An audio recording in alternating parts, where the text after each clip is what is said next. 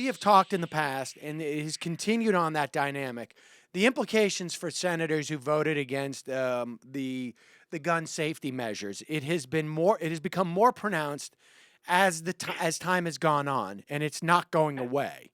It's actually rather amazing, and I will say that as somebody who has worked on this issue for a long time, and I thought I was always an optimist that people were going to understand the importance of this issue. People were going to understand that this isn't a social issue as much as, like so many other things, an economic issue of people making money off of the misery of others.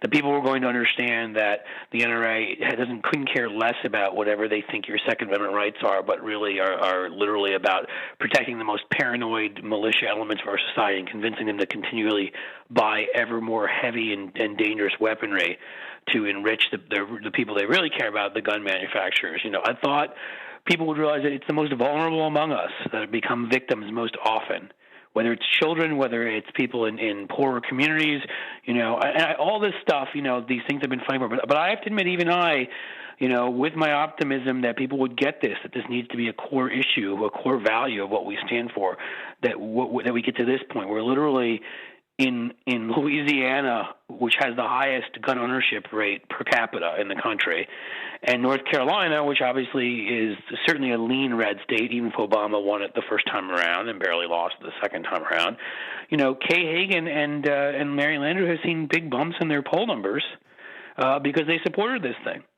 Meanwhile, Dean Heller, Mark Begich, Kelly Ayotte, all these people have just seen their numbers plummet.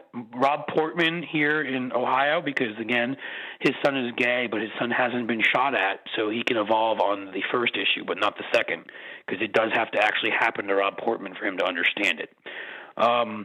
And I mean that, so it's amazing. Yeah, you're seeing these numbers out there, and they're real. And it seems to me like certain other issues that we talk about that are the core of defining whether you are indeed a Democrat. For example, I don't know, being for Social Security, being pro-choice, being in favor of gay marriage now is one of those issues. And I think at the very least, being in favor of background checks has gotten up there to be one of those issues. Yeah, and part of it is because, I think part of that is because for the right, this has become another identity politics situation.